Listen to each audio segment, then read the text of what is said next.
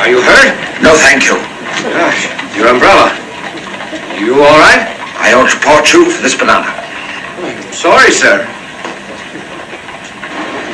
એટલો બધો થાક્યો કે પોલીસ કોઈ પકડી નથી ને તો પોલીસે જ લાત મારું. પોલીસે લાત મારું તો પોલીસ પકડી જ લઈને એમ. એટલે ઇટ્સ વેરી ઇઝી એમ. પણ એનું નસીબ એવું છે કે પેલા કેળાની છાલ આવી જાય છે, એની પર સ્લીપ થઈ જાય છે. અને પછી કહે છે આ જ્યારે કેટલું કે પોલીસને કે હું આ ખોટી રીતે બનાનાની છાલ એટલે કેળાની છાલ પડી છે, તો પોલીસ એને સોરી કહે છે કે સોરી સર, કારણ કે આ સરકારની ખામી છે કે કેળાની છાલ પડી છે એમ. એટલે એ એને રિપોર્ટ કરે છે કે આ જો તમારી ભૂલ છે કે એ છે. એની પર હું સરકી ગયો, લાત તો એને મારવા જ જતો હતો.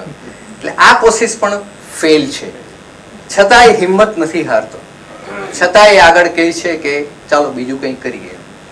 અને એને એક વિન્ડો શોપિંગ કરતી એક યુવતીને જુએ છે અને એને એમ થાય છે કે હું આની છેડતી કરું. પોલીસમેન તો છે જ પાસે, એટલે તરત એ પકડાવી દેશે. એટલે એવી એ કોશિશ કરે છે. મેરોલિન મનરો આ 1 મિનિટ અને 21 સેકન્ડના રોલમાં છે.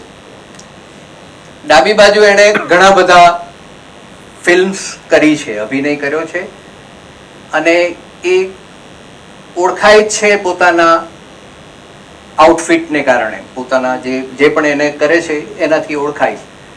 એણે એવું કીધું હતું કે જે ઓ હેનરી ફૂલ હાઉસમાં કામ કરવાની જે મને મજા આવી છે, ભલે 1 મિનિટ અને 21 સેકન્ડનો રોલ છે મારો, પણ એવી મજા મને આ બીજી કોઈ ફિલ્મમાં આવી નથી.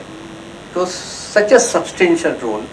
આપ એના ફેસના એક્સપ્રેશન જોજો, કારણ કે એ તો એક સેક્સ ડોલ તરીકે જ વધારે ફેમસ છે, પણ આમાં ખરેખર એક એક્ટ્રેસ મેરિલિન મનરોને આપણે જોઈ હોય તો ખાસ ધ્યાનપૂર્વક એના ફેશિયલ એક્સપ્રેશન જોજો. એ ત્યાં જાય છે અને એને કહે છે કે તું ચાલ મારી સાથે. એટલે એને એમ કે આ પોલીસ છે જ એને પકડાવી દેશે, પણ એ તો રૂપજીવીની છે, એને તો એમ થાય છે કે આ ઘરાક આવે, એટલે કે હા ચાલ ચાલ આપણે જઈએ સાથે એમ કરી. એટલે ત્યારે પહેલા રિયલાઇઝ થાય છે કે મેં ખોટી સ્ત્રીને એવું કહ્યું એમ, અને પછી ના પાડે છે કે ના ના મારે કંઈ નથી, એ તું નહીં સમજી શકે કે મેં તને કેમ આવું કીધું એમ. અને પછી એને કહે છે કે ઓ લેડી એમ, છેલ્લે એને જતા કહે છે. અને પછી પોલીસમેન આવીને એને પૂછે છે કે કેમ આવું શું થયું તને, કંઈ હોય તો એને કહું. તો એના એક્સપ્રેશન્સ મેરિલિન મનરોના છે અને કહે છે કે હી કોલ મી એ લેડી. જે રૂપજીવીની છે, જેને બધા ધિક્કાર જ આપે છે, કોઈએ એને સારી રીતે સંબોધી જ નથી, એને કોઈ માણસ એક સન્નારી તરીકે સંબોધે, એ એને માટે કેટલી મોટી વાત છે. આ વાર્તામાં નથી, પણ જ્યારે ફિલ્મ બને છે ત્યારે આવી વસ્તુઓ એમાં વેલ્યુ એડિશન થતી હોય છે.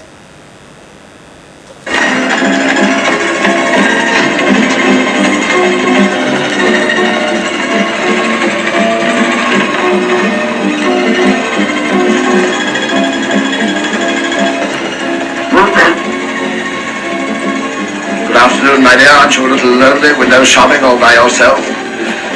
Wouldn't you prefer to come and play in my backyard? Sure, I don't mind if you buy me a drink. How's big cousin Fanny? I'm afraid, my dear, there's been a mistake. Mistake? What kind of mistake? I owe you an apology. Apology for what? Allow me to think that I might buy you a drink. You see, that's quite impossible. I haven't got a dime to my name. Hey, what is this? You trying to kid me? Not in the least, my dear. I'm only trying to undo the wrong I've done you, a wrong committed, I might add, for reasons that your young and inexperienced mind couldn't possibly understand. Since my means are limited, I can only ask your pardon and perhaps persuade you to accept as a token of my regard the last valuable left me for once formidable estate, my compliments to a charming and delightful young lady.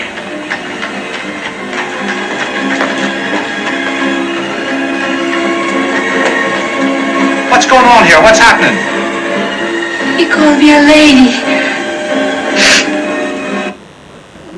Charming and delightful young lady, જેને કોઈ આવું કીધું જ નથી. અને એના ફેસના expression અદ્ભુત છે. થાકી જાય છે કે હવે અંધારું થવા આવ્યું છે અને બધા જ એના જે પેંતરા છે એ બધા ફેલ જાય છે. એટલે પછી એ શું કરે છે? You feeling good, Sophie? Maybe tomorrow will be different. Maybe choose to try somewhere else, like Central Park maybe, or Wall Street. There'll be no tomorrow, at least no tomorrow as you imagine it. That phase of my life is ended. You sure you're feeling good, Sophie? Maybe if you was to go back and sit down again. It isn't my body that sickens my soul. For the first time in my life, I viewed the horrible pitch into which I had tumbled the degraded days of weathered desires, dead hopes, wrecked faculties, base motives that have made up my useless existence. I wasn't એને પહેલી વખત realise થાય છે કે આ એને શરીરનો રોગ નથી, એના આત્માનો રોગ છે. આ પહેલી વખત થાય છે કે એને આ બધું હું કરી રહ્યો છું સાવ ખોટું છે. આવું જેલમાં જવાનો વિચાર પણ મને શું કામ આવવો જોઈએ? હું કંઈ કામ નહીં કરી શકું એમ. એટલે જે નીચેમાં નીચે પડેલા છે એને આગળ વધવાની ભાવના છે. એ વાત એ કહે છે. એને ચર્ચમાં જાય છે, ત્યાં પ્રાર્થના સાંભળે છે અને એને હવે પશ્ચાતાપ થાય છે. અને પછી એ વિચારે છે કે હું ચોક્કસ કામ કરીશ. Tomorrow I'll go into the roaring downtown district and find work. I recall a firm merchant once offered me a position. I think I must have his card about. There's somewhere I'll find him, lay my plight before him, seek his aid. Yes, here is his card. I recall his kindly face. Noble man if ever I met one. He'll give me a job. He'll help me make something of myself. I'll be somebody in the world. Okay, come along. Huh? Officer, what have I done? Never mind, come along. Don't give me a liquor of bashing that skull of yours.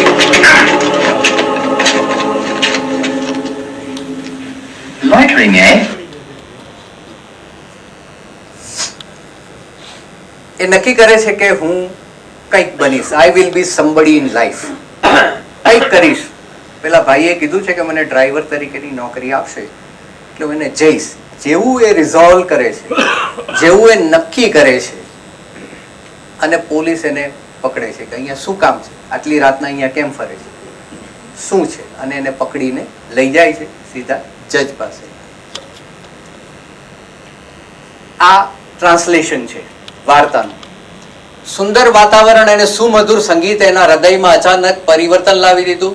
તરત જ લાગ્યું કે એણે પોતે જે ખાડો ખોદ્યો છે એમાં જે પડ્યો છે, એના પડતીના દિવસો છે, એની ઈચ્છા મરી પરવારી છે, એની અપેક્ષાઓ ક્ષીણ થઈ ગઈ છે, એની માનસિક શક્તિ ભાંગી પડે છે, એનું અસ્તિત્વ છિન્ન ભિન્ન થઈ ગયું છે. આ જ ક્ષણે એના હૃદયમાં ચમકારો થયો. એ જ ટાણે એને ભાગ્ય સામે ઝઝૂમવાનું મન થયું. એ પોતાની જાતને સંકટમાંથી ઉતારી લેશે. એ પોતે ફરી માનવ થઈને બતાવશે. એ એવી આસુરી શક્તિ પર વિજય મેળવશે જેણે એને જકડી રાખી છે. હા, હજી સમય છે. એ હજી ઘરડો નથી થયો. એ પોતાની જાત પહેલા જેવી સદા આતુર મહત્વકાંક્ષા પ્રજ્વલિત કરી દેશે અને એને પૂરી કરવામાં કોઈ કસર નહીં છોડે. સંગીતની પવિત્ર અને સુમધુર સુરાવલીએ એના મનમાં એક આંદોલન છેડી દીધું. કાલે જ ડાઉનટાઉન જશે અને કામ શોધી કાઢશે. એક કારખાનાના માલિક એને ડ્રાઈવર તરીકે નોકરી આપવાની ઓફર આપી છે. એ કાલે જ એને શોધી કાઢશે, નોકરી માટે પૂછશે. એ એક દિવસ આ દુનિયામાં કંઈક કરી દેખાડશે. આ ક્લાઇમેક્સ છે. અને હવે ઓ હેનરીનું જે ડેનોમા છે, ઘટસ્ફોટ છે, એ વાર્તાનો હવે આવે છે. Loitering, eh? Guilty or not guilty? Your Honor, if it pleases the court. One of those argumentative types, eh? Where did you pick him up? Coming out of church. Church? Your Honor, I just stepped in to refresh my soul. I've just undergone the most salutary spiritual experience. I'm a reformed man, and today I plan to apply for a position. Find any candlesticks on him? Oh, no, Your Honor, I assure you. Maybe he was trying to rob the poor box. Oh, no, I didn't find a thing on him, not even a dime. 90 days. For what? Vagrancy. No visible means of support. Next case.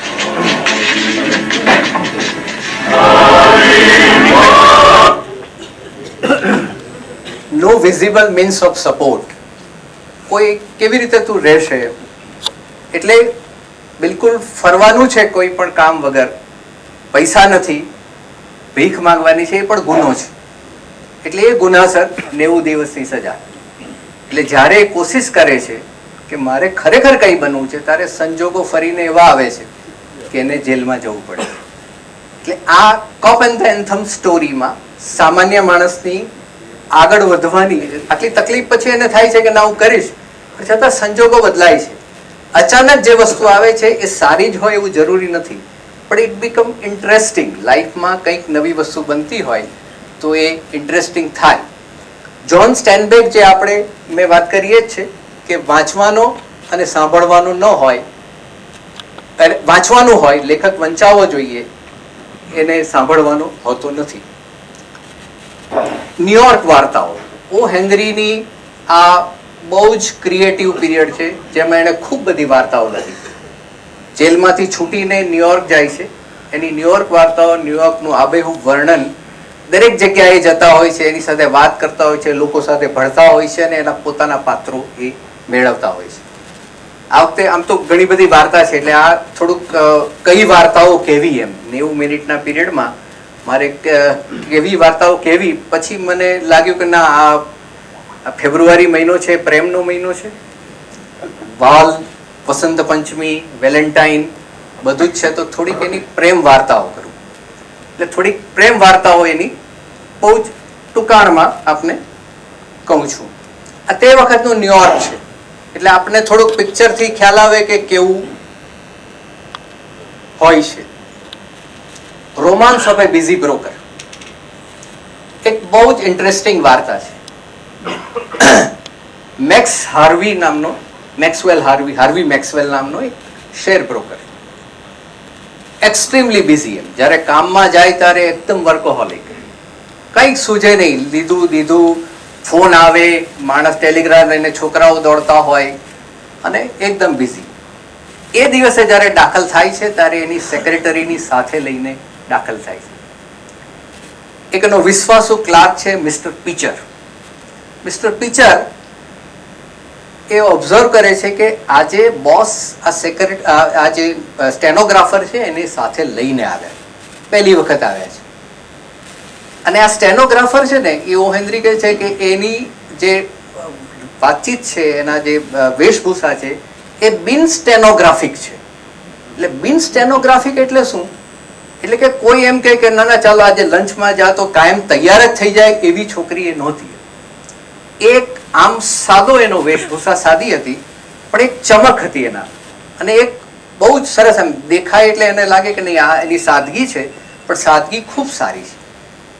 એટલે એવી છોકરી અને એ એનો boss જે share broker છે, ન્યુયોર્કનો સૌથી busy share broker છે, બંને ભેગા આવે. અને જેવા આવે છે એવા ઓ હેનરી લખે છે કે એણે પોતાની ડેસ્ક પર કૂદકો માર્યો, એટલું ઝડપથી એમ, કારણ કે એકદમ મેસેજ આવે છે, સંદેશ આવે, ફોન આવે છે, વેચવાના છે, લેવાના છે. અને પેલી જે છોકરી છે એ ગૂંચવાય છે, એની જગ્યાએ જવા માટે જાય છે, પાછી આવે છે, પછી એ પાછી પેલા શેર બ્રોકર પાસે જઈને નજીક જઈને ઊભી રહી છે. એટલે શેર બ્રોકર કામમાં છે ને પૂછે છે, શું કામ છે તારે? હવે બોસ જયારે ખીજાઈને કંઈક પૂછે એટલે તરત જે એમ્પ્લોયી હોય તો ના જ પડે કે ના કંઈ નહીં, અને પછી જાય છે. પછી એ પીચરને મળે છે. પીચરને કહે છે કે નવી સ્ટેનોગ્રાફર માટે બોસે કીધું તું એ આવી ગઈ? એટલે ના, એમ કે હવે આવી જોઈએ એમ પીચર એને એ કહે છે. એટલે કે તો પછી જ્યાં સુધી ન આવે ત્યાં સુધી હું આ કામ કરીશ. એટલે એણે રાજીનામું આપ્યું છે, નથી આપ્યું, એવું થોડુંક ઓ હેનરી વાત થોડી ખોલી આપે છે કે ભાઈ એને હવે બીજી આવવાની છે આની જગ્યાએ, પણ કે ત્યાં સુધી હું આ કામ કરું, કારણ કે ત્યાં સુધી અટકવું ન જોઈએ કામ. એટલે એ પોતાનું કામ કરવા માંડે છે. પછી પેલી જે ઇન્ટરવ્યુ એમાં જે એજન્સીમાંથી સ્ટેનોગ્રાફર બધી યુવતીને બોલાવી હતી એમાંથી એક આવે છે. એટલે પીચર એને એની પાસે લઈ જાય છે, તો એકદમ બિઝી છે અંદર. એનું ઓ હેનરી વર્ણન કેવી રીતે કરે છે કે એકદમ દોડાદોડ છે, એકદમ ભૂચાલ છે, ભૂસ્ખલન છે, ધરતીકંપ છે, જ્વાળામુખી ફાટે છે, આ બધી જે વાવાઝોડું છે, આ બધી ઘટનાઓ મિનિએચરમાં એ ઓફિસમાં થઈ રહી છે. એટલે છોકરાઓ બધા આમ દોડે છે તેમ દોડે છે, જેમ હોડી પેલી તોફાનમાં ફસાઈ હોય, સમુદ્રના તોફાનમાં ફસાઈ હોય, અને નાવિકો આ બાજુ જાય ને બેલેન્સ કરવા આ બાજુ જાય, એવી રીતે આખું કામગીરી ચાલે છે ને એ એકદમ બિઝી છે. એમાં પેલો પિક્ચર પેલી બીજી છોકરીને લઈને જાય છે કે આને નોકરી માટે તમે કીધું હતું, એટલે પેલો જોઈએ કે એવું ક્યાં મેં કીધું હતું, શું બધી ગાંડા જેવી વાત કરે છે, મેં એવું કીધું જ નથી. અને એમ કે મિસ લેસ્લી બહુ સરસ કામ કરે છે, એને શું કામ આપણે કાઢવી જોઈએ, કે એને જવું હોય તો વાત જુદી છે, પણ એને જ કામ કર્યો તો આપણે બીજી કોઈને રાખવી નથી. એટલે પેલી ગુસ્સામાં જતી રહી છે કે મને બોલાવી શું કામ તો, અને પાછું કામમાં ગૂંથાઈ જાય છે ને ફરી પાછું કામ ચાલે છે, દોડા દોડીને આ તે એકદમ બિઝી. હેનરીનું વર્ણન અદ્ભુત વર્ણન કરે છે. પછી બપોરનો લંચ સમય હોય છે, થોડુંક કામ હળવું થાય છે, બારી ખુલ્લી છે, એમાંથી લીલિયા ફૂલોની સુગંધ આવે છે, સરસ મજાની માદક સુગંધ, મીઠી સુગંધ. અને એને અચાનક યાદ આવે છે કે પેલી મિસ લેસ્લી એ તો કેવી સરસ છોકરી છે, અને મારે એને કહેવાનું હતું, એટલે કે હમણાં જ હું કહી દઉં છું. એટલે મિસ લેસ્લીના રૂમમાં જાય છે ને એને કહે છે કે મારી પાસે સમય બિલકુલ નથી, હમણાં પાછી ચાલુ થઈ જશે, લંચ આવર પૂરો થશે એટલે, પણ હું તને આ મિનિટે જ કહી દેવા માંગુ છું કે હું તને પ્રેમ કરું છું અને તું મારી સાથે લગ્ન કરીશ. એટલે પેલી મિસ લેસ્લી થોડીક અવાચક થઈને એની સામે જોયા કરે છે, જુએ છે, થોડીક હસે છે, આંખમાં આંસુ પણ આવે છે, અને પછી એને કહે છે કે આ તમારી લાઈફ જ એવી છે, આટલી બિઝી લાઈફ છે. પહેલા મને થતું હતું કે આ કંઈક મુશ્કેલી છે, પણ ખરેખર તને યાદ નથી હાર્વી કે ગઈકાલે સાંજે ચર્ચમાં આપણે લગ્ન કરી લીધા છે. આ romance of A busy broker એવી એક વાત છે. એક વાત પેન્ડ્યુલમ છે. હું જે વાર્તા તરફ જઈ રહ્યો છું એ દુનિયાની શ્રેષ્ઠ પ્રેમ વાર્તા છે, શ્રેષ્ઠ. એટલે એના પહેલા થોડાક બેકગ્રાઉન્ડ તૈયાર કરું છું એની જ વાર્તાઓના, કે જેથી આપણને ખ્યાલ આવે, આપણે એપ્રિશિએટ કરીએ કે એ વાર્તા કેવી છે. એક છે પેન્ડ્યુલમ અથવા પાસિંગ રિપેન્ટન્સ ઓફ જ્હોન પરકિન્સ.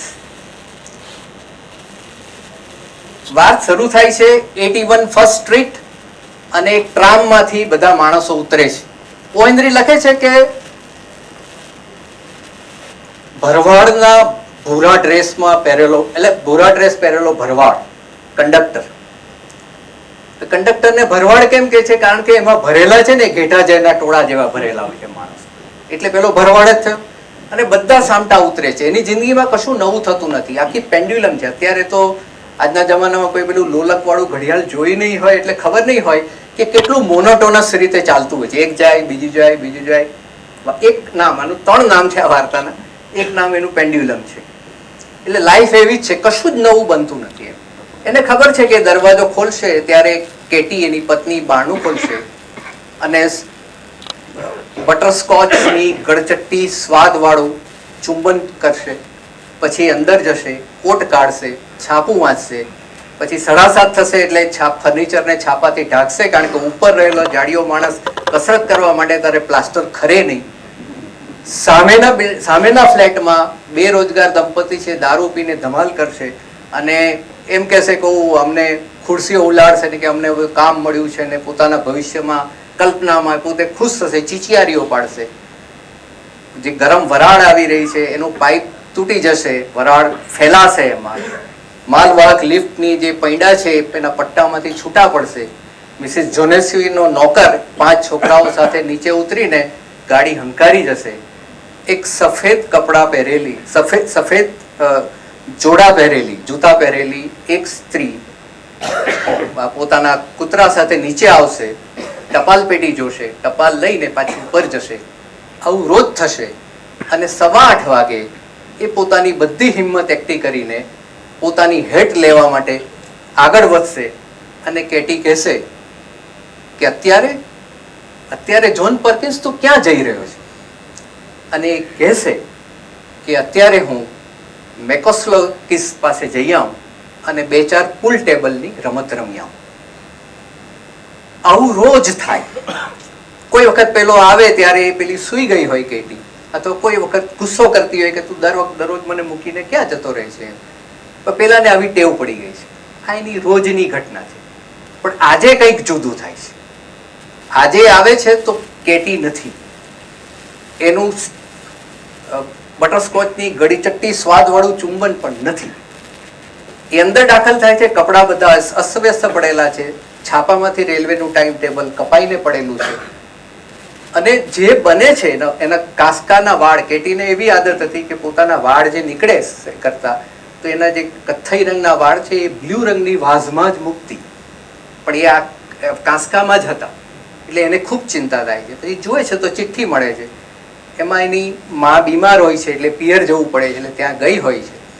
અને એને એકદમ, કારણ કે 2 વર્ષના લગ્ન જીવનમાં એક રાત માટે પણ પતિ પત્ની છૂટા નથી પડે, એટલે એને એકદમ રિયલાઇઝ થવા માંડે છે કે અરે આ તો કેવું ખોટું થાય છે, કેવું ખરાબ થાય છે.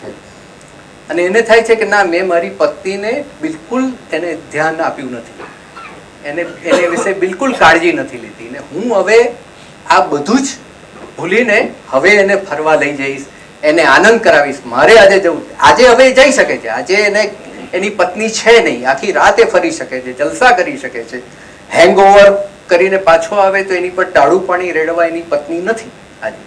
પણ તેમ છતાં નક્કી કરે છે કે ના, મારી પત્ની આટલા વખતથી બિચારી સહન કરે, કઈ બોલતી નથી, પણ મારે તો હવે.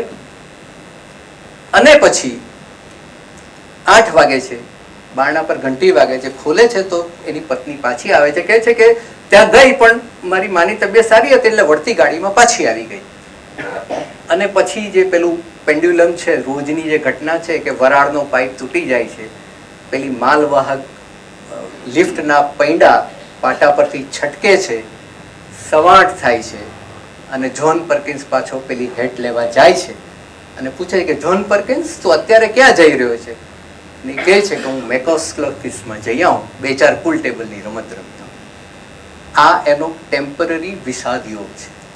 આપણે જેમ સ્મશાનમાં જઈએ ત્યારે એમ થાય કે આ જગતમાં કંઈ છે નહીં અને આપણે પણ મરવાનું છે ને, આ પછી બહાર આવીએ એટલે પાછી આપણી રૂટીનમાં લાઈફમાં. એટલે પતિ અને પત્ની એકબીજાને પ્રેમ કરે છે, એમાં કોઈ સવાલ નથી, પણ કંઈક સંજોગો આવ્યા છે કે એમાં એક ખેંચાતો જાય છે. આ બેકગ્રાઉન્ડ સાથે આ છેલ્લી વાર્તા ધ ગિફ્ટ ઓફ મેજાઈ, જે આ જગ્યાએ, આ ફોટો જૂનો છે, આ જગ્યાએ લખાઈ હતી.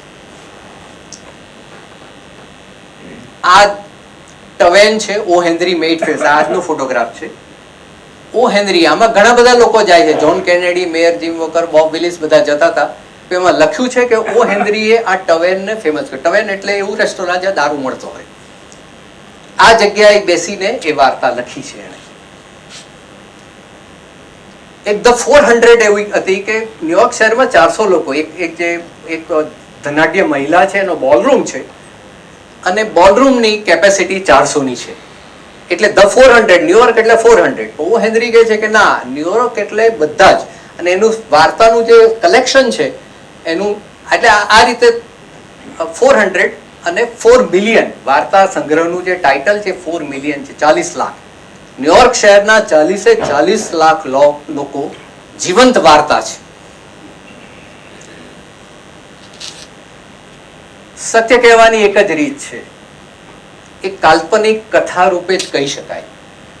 Truth can only be told through fiction. આપ કોઈને આમ મોઢા પર સાચું કહી દેજો, નહીં કહી શકો. તમે વાર્તા સ્વરૂપે કંઈ પણ કહી શકો. Gift of the Magi, $1.87. મારી પાસે $1.87 છે.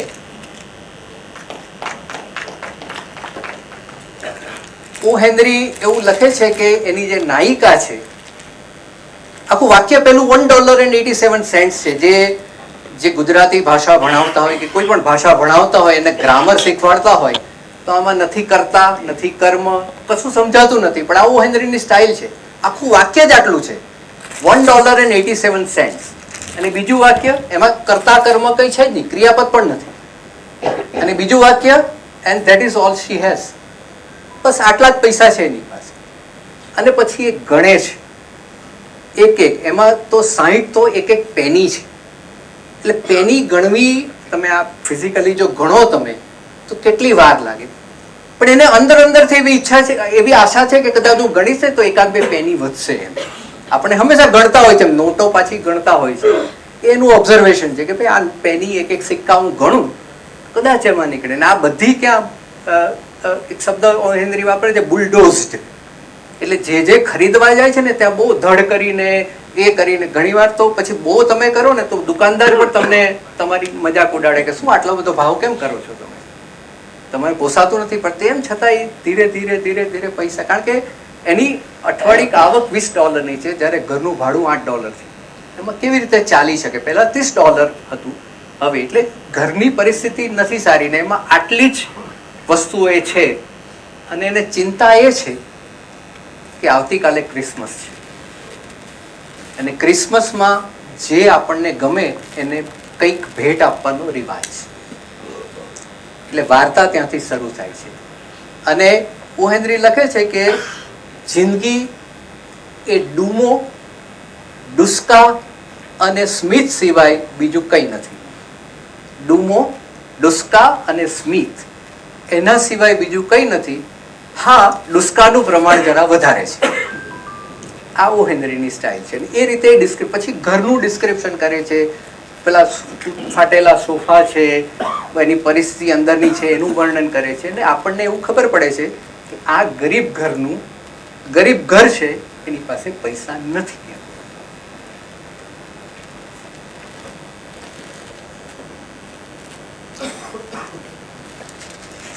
એક રેફરન્સ આવે છે, કિંગ સોલોમન અને ક્વીન્સ ઓફ સેબા. આ ઇતિહાસ છે અને વાર્તામાં નીચે મેં રેફરન્સમાં પણ લખ્યું છે. બે પાસે એક અમૂલ્ય સંપત્તિ છે. એક છે કે જીમ પાસે એક પૂર્વજોએ આપેલી ઘડિયાળ જે સોનાની છે પણ એની કોઈ પટ્ટો કે એની ચેઇન નથી. અને બીજું છે કે ડેલ્લાના લાંબા વાળ, ખૂબ લાંબા વાળ. એક જયારે છોડે ને ત્યારે જાણે પેલો બ્રાઉન રંગનો એક ધોધ, એમ કાસ્કેડ ઓફ વોટર નીકળતો હોય એવું લાગે, એટલા સરસ વાળ છે. આ બે એની સંપત્તિ છે. અને ઓ હેનરી કહે છે કે એવી સરસ સંપત્તિ છે આ કે કિંગ સોલોમનને પણ ઈર્ષા આવે પેલી ઘડિયાળ જોઈને અને સીબાની રાણીને પણ આવે. હવે આ રેફરન્સ બહુ જ પરફેક્ટ છે. એમાં સીઝર લખ્યું હોય કે બીજી ક્લિયોપેટ્રા લખ્યું હોત તો એ યોગ્ય નહોતું. કારણ કે આજનું ઇથોપિયા, સીબા એટલે આજનું ઇથોપિયા, એની રાણી રાજ કેવી રીતે ચલાવવું એ શીખવા માટે કિંગ સોલોમનને મળવા આવે છે. ત્યારે ઘણી બધી ગિફ્ટ લઈને આવે છે. એ આવે છે, ત્યાં રહે છે, રાજ્ય ચલાવવાની કળા શીખે છે. અને જ્યારે જાય છે ત્યારે કિંગ સોલોમન પણ એને ઘણી બધી ગિફ્ટ આપે છે. એટલે આ જે રેફરન્સ છે પરફેક્ટ રેફરન્સ છે, ગિફ્ટ આપવાનો અને લેવાનો રેફરન્સ છે. કથ્થઈ રંગના પાણીના ધોધ જેવા લાંબા વાળ શેબાની રાણીને પણ ઈર્ષા આવે. અને સોનાની વારસાઈ ઘડિયાળ જેની રાજા સોલોમનને પણ ઈર્ષા આવે. આ વાત છે. પછી એને લાગે છે કે મારી પાસે તો પૈસા છે નહીં, પણ મારા વાળ લાંબા છે તો હું એને કપાવી દઉં. હેનરી લખે છે કે સોફ્રોની જેવી ભાગ્યે જ દેખાતી આ હેર ડ્રેસર છે જે વાળ કાપે છે. સોફ્રોની શબ્દનો અર્થ મને મળતો નહોતો. પછી ગ્રીક શબ્દ મળ્યો ને એનો અર્થ થાય છે બુદ્ધિશાળી. એટલે આ બુદ્ધિશાળી દેખાતી નહોતી એવી હતી. અને એની પાસે એ કહે છે કે હું તમને $20 આપીશ. એટલે $1.87 એની પાસે હતા. અને એ પોતાના લાંબા વાળ એની પાસે જઈને કપાવે છે. અને પછી એને એમ થાય છે કે આ મારા વાળ જો મારો પતિ જોશે તો એ શું રિએક્ટ કરશે. એને એમ થશે કે કાં એને ગુસ્સો આવશે, કેમ આમ કપાવી નાખે, એવો કદાચ ગુસ્સો આવે. અથવા તો એને આશ્ચર્ય થાય કે આ શું કર્યું, એમ શું એમ કેમ. અથવા એને તીવ્ર અણગમો થાય, બહુ ખરાબ લાગે છે. અથવા એની સાથે એગ્રી ન થાય કે ના આ બરાબર નથી. એને એવો વિચાર આવે છે કે આમ જોશે તો શું કરશે. એટલે પછી એ પ્રાર્થના કરે છે કે હે પ્રભુ, મહેરબાની કરીને એવું વિચારવા પ્રેરજે કે હું હજી સુંદર છું. વાળ વિના પણ એ કહે છે કે વાળ વિના હું જ છું ને એમ. એટલે તું એવું નહીં માનતો કે હું સુંદર નથી એમ. એટલે એ આવે તે પહેલા આવું વિચારે છે. અને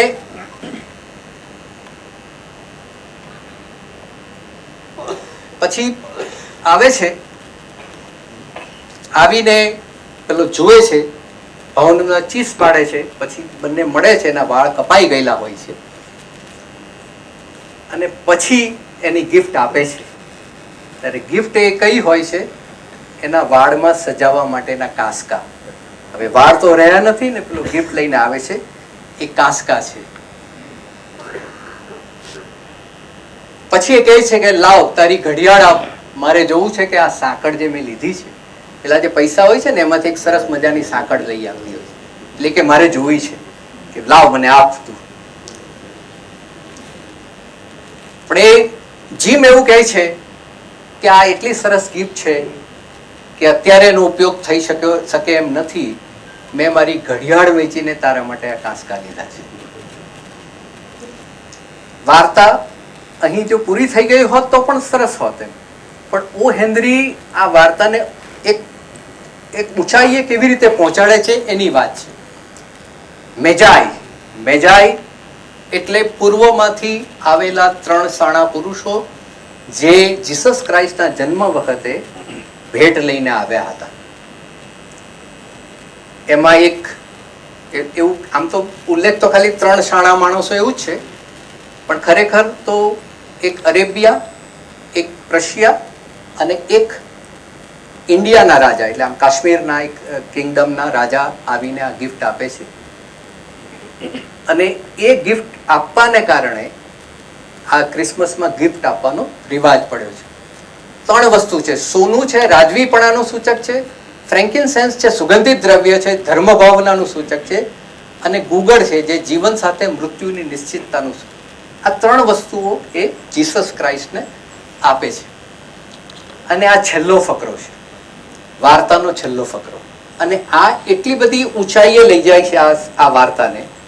લખે છે કે મેજાઈ, આપ જાણો છો એમ જ સાણા માણસો હતા, અદ્ભુત રીતે સાણા માણસો. એ ગમાણમાં જન્મેલા બાળકો માટે ભેટ સોગાદ લઈને આવ્યા હતા. તેઓએ ક્રિસમસ દરમિયાન ભેટ આપવાની કળાનો જન્મ આપ્યો. તેઓ બુદ્ધિશાળી હોવાને કારણે તેઓની ભેટ સોગાદ પણ ડાપણ ભરેલી હોય, નિશંક હતું. કદાચ બેવડાઈ જાય તો બદલાવી શકાય એવી વ્યવસ્થા સાથેની ભેટ હતી. અને અહીં ફ્લેટમાં રહેતા એકબીજાને ભેટ આપવા, પોતાની સૌથી કિંમતી ચીજનું બલિદાન આપતા ભગવાનના મૂરખ સંતાનોની ક્ષુલ્લક વાત તો લૂલો વૃતાંત લઈને હું તમારી સમક્ષ આવ્યો છું. પણ આજના જમાનાના સાણા માણસોને જણાવી દઉં કે ભેટ સોગાદ આપનાર તમામ લોકો પૈકી આ 2 માણસો સૌથી શાણા હતા. આ 2 માણસો. અને પછીનું વાક્ય ખાસ ધ્યાનમાં, ભેટ સોગાદ આપનાર અને મેળવનાર તમામ પૈકી આ 2 માણસો જેવા બધા જ લોકો શાણા છે, તેઓ મેજાય છે. આ બધા લોકોને આમ તો વાત કરે છે કે મૂરખ સંતાન છે, એનો વૃત્તાંત લઈને આવ્યો છું. કારણ કે આ જે ઉપયોગમાં આવવાની નથી એવી ભેટ શું કામ આપીએ? સૌથી મોટી ભેટ આપી છે, અને એ પ્રેમ છે. એકબીજા માટે કોઈ પણ કિંમતી વસ્તુ, કારણ કે 2 વચ્ચે અદ્ભુત પ્રેમ છે. અને એ પ્રેમની પરાકાષ્ઠા છે કે એ આવી રીતે એકબીજાને ભેટ આપે છે. આ વાત પરથી એક ફૂલ લેન્થ ફીચર ફિલ્મ જેને નેશનલ એવોર્ડ મળ્યો, એના થોડાક છેલ્લે 2-3 સમય છે ને આપણી બધું, એના થોડાક 3-4 ક્લિપિંગ છે. ઋતુપર્ણો ઘોષ 2008માં એણે આ ફિલ્મ બનાવી અને એને નેશનલ એવોર્ડ મળ્યો.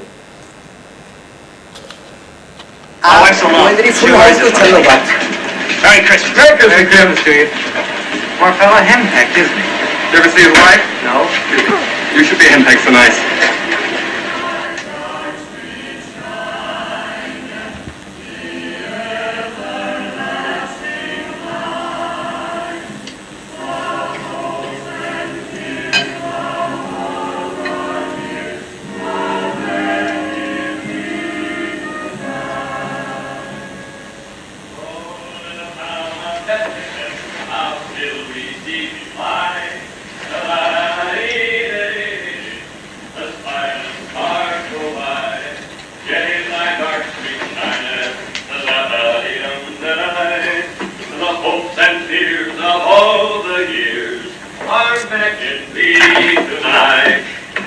Hello?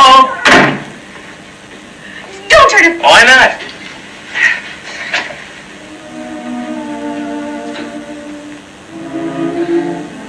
Oh, Jim, don't look at me that way. It'll grow out again. You know how fast my hair grows. But what? I cut it off and sold it because I couldn't have lived through Christmas without giving you a present. You cut off your hair. Yes, and sold it. But it doesn't matter so much, does it, Jim? I'm still me without my hair. I can't believe it. Your hair. It's gone. You needn't look for it, Jim. It's sold, I tell you. Oh, Jim, tell me it doesn't matter. Tell me I look all right, even if you don't mean it. Tell me. Oh, say Merry Christmas and open your present, darling. Oh, it's all right, darling. It looks fine. Oh, it'd take more than a haircut to make me love my girl any less. Honestly. Honestly. I stopped on my way home and bought something for you. Oh, Jim.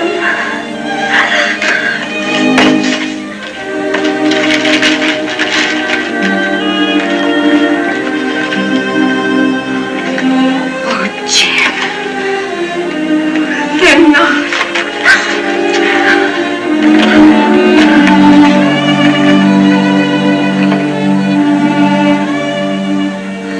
My hair grows so fast, Jim. By spring I can wear them. But you haven't opened your present, darling.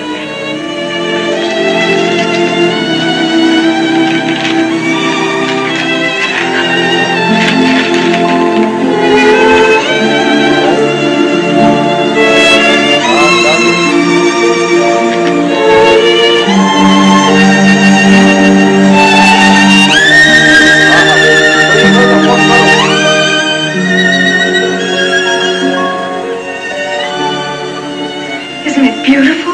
You'll have to look at your watch 100 times a day now. Put it on. Put it on and let's see. Della, darling, why don't we put our Christmas presents away for a while? They're much too nice to use just now. You see, I sold the watch to buy you the combs. Oh, Jim.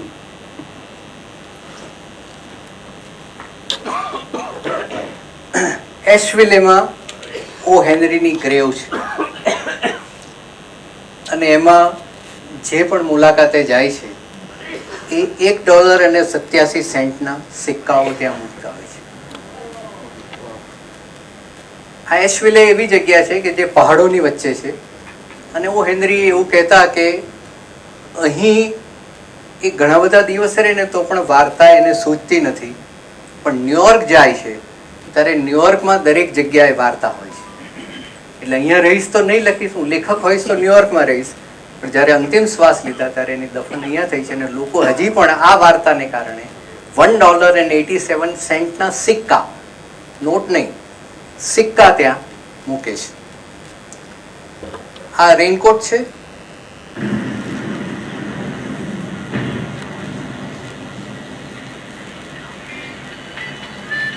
Why are you getting so livid, Alok? बचपन से जानते हैं, मिलना चाहते हैं. Give him the directions. Finished. Finished. किसी और के साथ घर बसा लिया उसने. इसकी तलाक मार. Alok, come on. क्यों जाएगा उसके पास? क्यों नहीं जाएंगे? It's up to him. Up to him. और वो सारे दिन जो हमने बर्बाद किए, took him to all the films in town. एक फिल्म कम से कम 5-5, 6-6 बार हमने देखी. Why? Just to make him forget that girl here. It's not all that easy, Alok. फिर लोग साइकियाट्रिस्ट के पास नहीं जाते, सिनेमा हॉल जाते. और तुम्हें क्या लगता है, जो लोग तुम्हारे डेली सोप्स देखते हैं उनकी जिंदगी में कोई दुख दर्द नहीं है, कोई प्रॉब्लम्स नहीं है, वो सब कुछ भूल चुके हैं? देख, अगर तू उसके पास गया तो कम से कम 15,000 रुपए ले आना, समझा? छी! छी क्यों? उसकी माँ ने क्या किया? हाँ, अच्छा घर देखा, अच्छी नौकरी देखी, अच्छा पैसा देखा और बस शादी करा दी. हाँ, तब ये कुछ कमा नहीं रहा था, बेकार था. या एग्री विद दैट. ભાગલપુરમાં જ્યુટ મિલમાં કામ કરતા મન્નો, અજય દેવગણ, એ કલકત્તા આવે છે. એને એમ થાય છે કે હવે જૂટ મિલ બંધ થઈ ગઈ છે, એટલે હું મિત્રો પાસે થોડા 5-6 હજાર ભેગા કરીને 40,000 જો મને મળી જાય. આ 40,000 એ $1.87 છે. એને 40,000ની જરૂરિયાત છે અને એના મિત્રને ત્યાં આવે છે. મિત્ર કહે છે કે આપણા જૂના જે સાથે ભણતા હતા બધા પાસે 4-5 હજાર તું મળે, બધા આપશે તને પૈસા, તું તારો બિઝનેસ ચાલુ કરે. ત્યારે એ વાત કરે છે કે જે એને નાનપણની પ્રેમિકા છે, એ પ્રેમિકા અહીંયા પૈસાવાળાને પરણી છે, તું એને જો મળવા જવાનો હોય તો ઓછામાં ઓછા 15,000 રૂપિયા તો લેજે જ એની પાસે. આ વાતથી શરૂઆત થાય છે.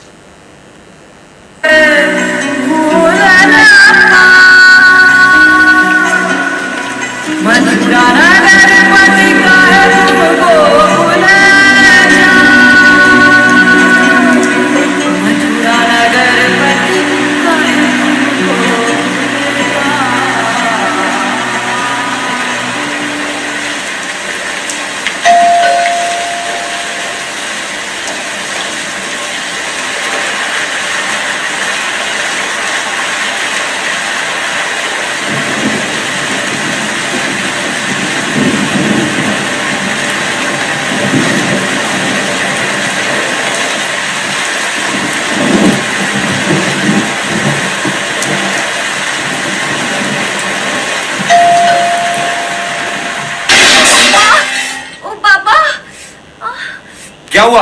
सीढ़ी से गिर गई मनु, उठ नहीं पा रही. कोई घर पर नहीं है क्या? नहीं, कहाँ लगी? कमर में, बिल्कुल उठ नहीं पा रही. नहीं ठहरो तुम, उठो मत, मैं आता हूँ. आओगी कैसे मनु? दरवाजा तो बंद है, मैं तो खोल भी नहीं पाऊंगी. नहीं तुम मत उठो, मैं दीवार कूद के आता हूँ. तुम कितने अच्छे हो मनु, कितना चाहते हो मुझे.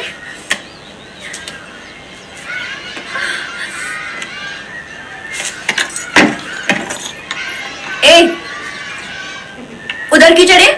चलो उतरो, नीचे उतरो. उतरो नहीं तो पुलिस को बुलाऊंगी. कौन है? मैं मनोज.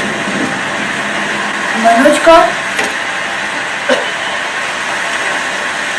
मैं मनोज, मन्नू, भागलपुर से. क्या बकवास करते हो? ठीक ठीक नाम बताओ ना. बकवास नहीं नीरू, मैं मन्नू. आवाज नहीं पहचानी? भीगो मत, भीतर आ जाओ, मैं आती हूँ.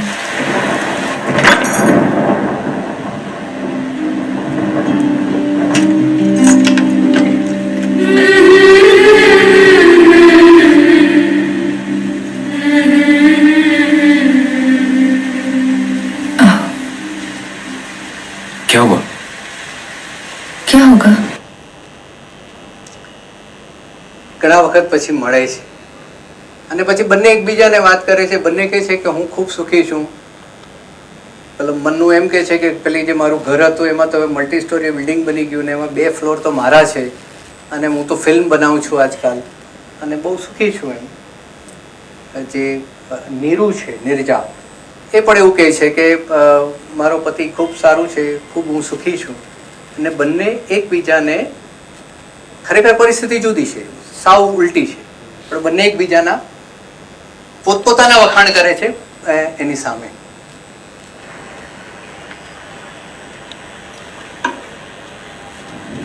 देखो, चेहरे पर कोई खरोच नहीं, कोई दाग नहीं, एसिड से भी नहीं जलाया. मेरा पति मुझे सचमुच बहुत चाहता है मनु.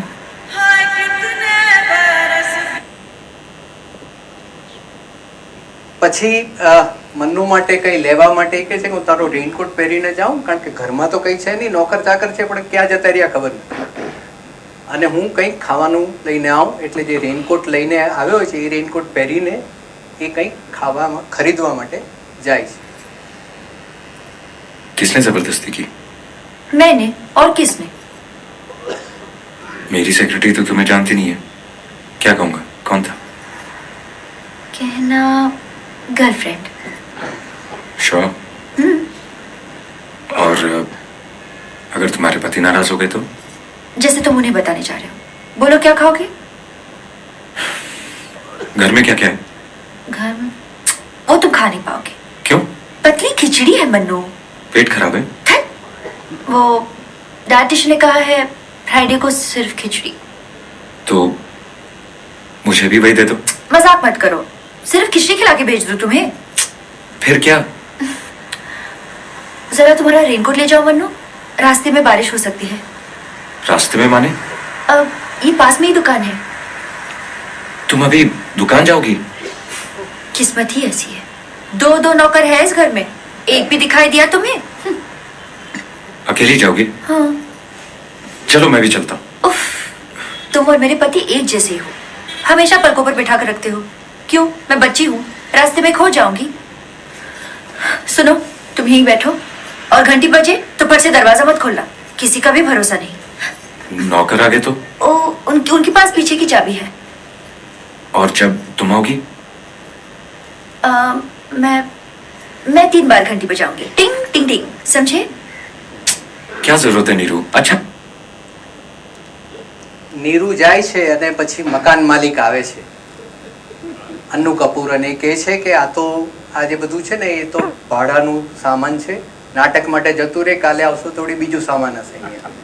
એ લોકો બરબાદ થઈ ગયા છે, એ લોકો પાસે કોઈ પૈસા નથી. એનો પતિ દારૂડિયો છે, રાતના 12-1 વાગે આવે છે દારૂ પીને અને પરિસ્થિતિ ખૂબ ખરાબ છે. હવે એને ખાલી કરાવીએ છીએ અમે, એટલે આ છેલ્લી તક છે ને પૈસા એની છે નહીં. એટલે પછી એ જાય છે જ્યારે ત્યારે એ જુએ છે કે ખરેખર ઘરની સ્થિતિ શું છે. किसी मौसम का झोंका था जो इस दीवार पर लटकी हुई तस्वीर तिरछी कर गया है. गए सावन में ये दीवारें यूं सीली नहीं थी, न जाने इस दफा क्यों इनमें सीलन आ गई है, दरारें पड़ गई हैं और सीलन इस तरह बहती है जैसे खुश्क रुखसारों पे गीले आंसू चलते हैं. सावन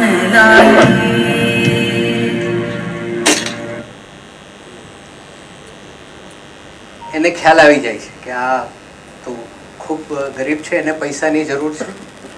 અને જે મિત્રો પાસે જે પૈસા લાવ્યા હોય છે એ ત્યાં મૂકીને એને માટે કે તું ભાડાના, એટલે મેં કે ચૂકવી દીધું છે, પેલા આપી દે છે ને કાગળ લખે છે કે મેં 3 મહિનાનું ભાડું ચૂકવી દીધું છે અને ભગવાનની મરજી હશે તો બધું સારું થશે આગળ.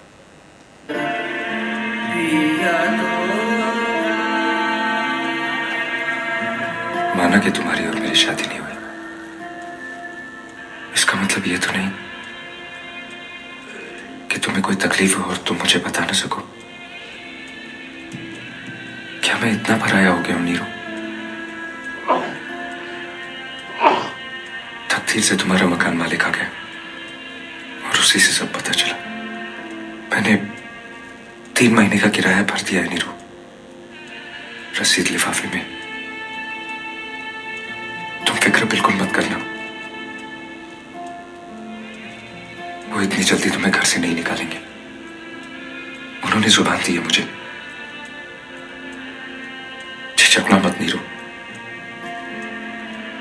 ये हमारी किस्मत थी कि हमारी शादी ना हो पाई, नहीं तो तुम्हारी सारी जिम्मेदारी मेरी होती है ना.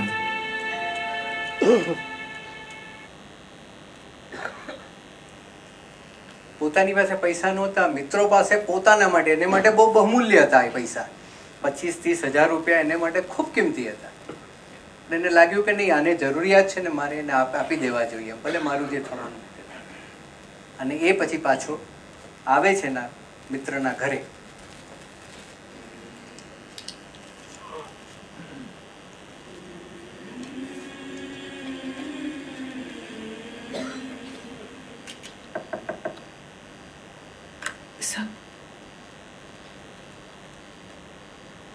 सॉरी, आपको बार बार डिस्टर्ब कर रही हूँ. रेनकोट की पॉकेट में से ये मिला. क्या? लीजिए. इधर उधर सामान छोड़ने की आदत आपकी गई नहीं. Good night. Good night.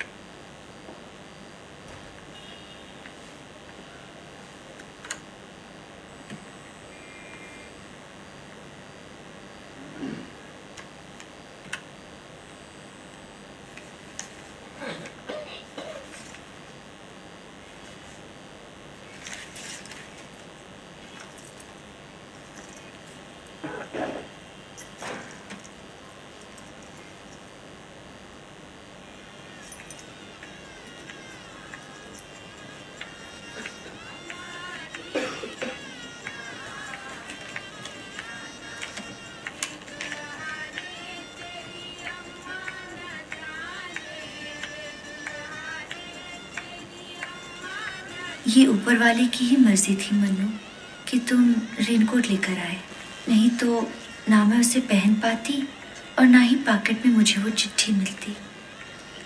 तुम्हें इतने रुपयों की ज़रूरत थी और मुझे एक बार भी नहीं बताया। टूर जाते समय ये भूलकर लॉकर की सारी चाबियां अपने साथ ले गए, नहीं तो सिर्फ 35-40 हज़ार के लिए तुम्हें दर दर भटकना ना पड़ता। मेरे पास इस वक्त कुछ भी नहीं, इसलिए ये गहने दे रही हूँ। मना मत करना मन्नू, भगवान ने चाहा होता तो मेरी शादी तुम्ही से। જ્યારે રેનકોટમાં એ ચિઠ્ઠી મળે છે કે બધા ઉઘરાણી કરવા જવાનું છે અને એને ખ્યાલ આવે છે કે આને પણ તો જે વાત કરે છે જુદું છે, એની પાસે કોઈ પૈસા નથી, એટલે એના પછી ઘરેણાં એમાં આપી દે છે. એને માટે ખૂબ કિંમતી હતા, એની આખરી હતા, એનું ઘર પણ બરબાદ થઈ ગયું છે, પૈસા નથી, પણ તેમ છતાં જેને પ્રેમ કરે છે, પ્રેમ કરતી હતી, એને માટે એ પોતાનું સર્વસ્વ બલિદાન કરે છે. એટલે આ વાત જે દિવ્ય પ્રેમની વાત છે, જે ઓરિજિનલ ઓ હેનરીથી શરૂઆત થાય છે. આવા ઘણા બધા કિસ્સાઓ બન્યા છે, ઘણા બધા પિક્ચરોમાં આવી વસ્તુઓ પણ આવી છે, આપણી જિંદગીમાં પણ આવી વસ્તુઓ બનતી રહે છે.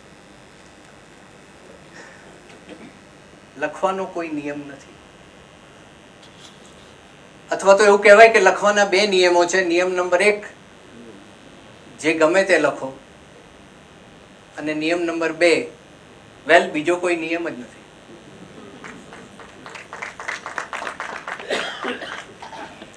એ કહે છે કે તમે ટેબલ ખુરશી પર બેસીને વિચારતા વિચારતા વાર્તા નહીં લખી શકો, તમારે નીકળી પડવું પડે, લોકોને મળવું પડે, એમાં ભળવું પડે, સાચુકલી જિંદગીનો ધબકાર અનુભવવો પડે, ત્યારે વાર્તા લખી શકાય. અને વાર્તા બધે જ. વાર્તામાં શું શીખ્યા એવા આપણને સવાલો પૂછવામાં આવે છે. પણ એ કહે છે કે બધી નીતિમત્તા ને એ બધું છે ને, એ તો પેલા મચ્છરના ઝુંડ જેવું હોય છે. એ બોધપાઠનું ઇન્જેક્શન આપે ને પછી અંતરાત્માને ચાટી જતી બળતરાઓ પેદા કરે, એ તમને હેરાન પરેશાન કરે. વાર્તા તો લખવાની હોય, વાંચવાની હોય, સમજવાની હોય અને એન્જોય કરવાની હોય. જ્યારે દિવસભરનું કામ પૂરું થાય ત્યારે આપણામાંથી દરેક માણસે પોતાની મનગમતી પ્રવૃત્તિ ચોક્કસ કરવી. પછી પત્તાની રમત હોય, પ્રેમની ગમ્મત હોય, પકવાનનો સ્વાદ હોય કે પુસ્તકનો મીઠો આસ્વાદ. આભાર.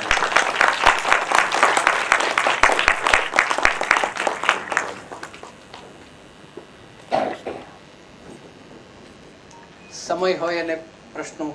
Any questions? થોડુંક લાંબુ થઈ ગયું પણ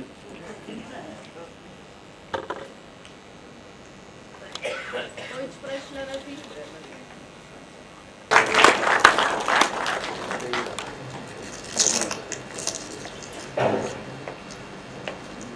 ખૂબ આભાર પરેશભાઈ. આવતા વખતના વક્તા મિલિંદ ગઢવી, રામ મોરી લિખિત મહોતું 17 માર્ચ 2018 ના. Good night.